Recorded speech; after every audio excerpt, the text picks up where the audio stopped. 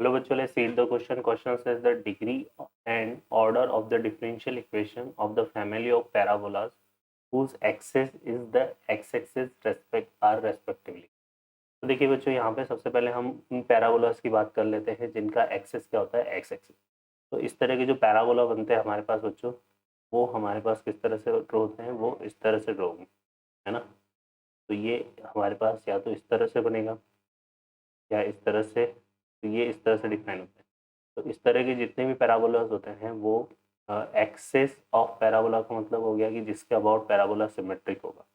तो यहाँ पे वो एक्स एक्सेस है, ठीक है ना। तो इस तरह के जो पैराबोलास होता है उनका इक्वेशन हमारे पास किस तरह डिफाइन होता है, y माइनस के whole square equal to 4a, sorry ये के नहीं आएगा, y यहाँ पे आएगा y square equal to 4a x minus a, ठीक है।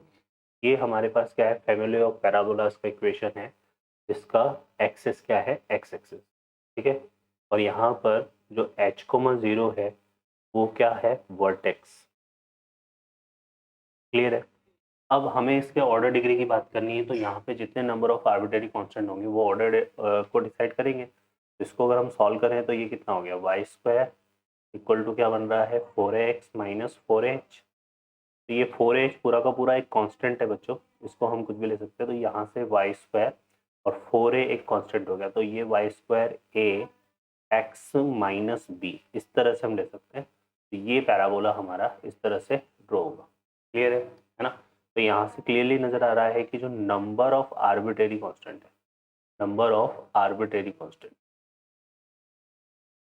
आर्बिट्रेरी कांस्टेंट जो है वो हमारे पास कितने हैं बच्चों, 2 है, ठीक है। और जितने नंबर ऑफ आर्बिट्रेरी कांस्टेंट होते हैं वही क्या डिसाइड करते हैं, ऑर्डर को।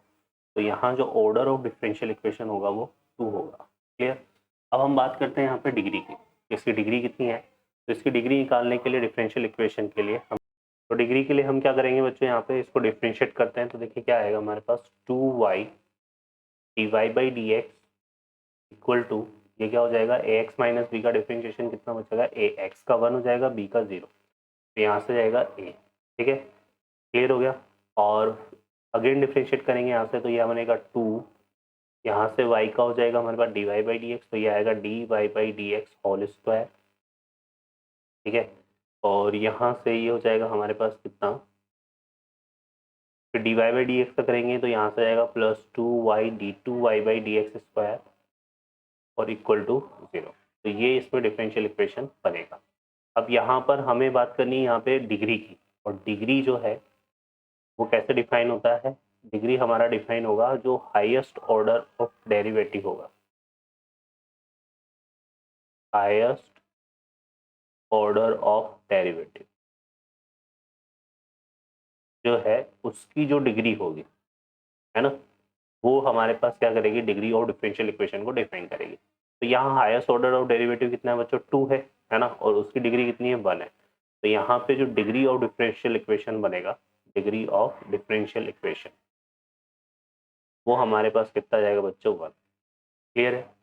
तो यहाँ पे ऑर्डर तो जो है वो 2 है और डिग्री हमारा 1 है। और यहाँ पे अगर हम देखें तो डिग्री एंड ऑर्डर का पूछ रहा है, तो degree 1 order 2, option A will be the correct answer. Okay बच्चों, I hope you understand well, best of luck, thank you.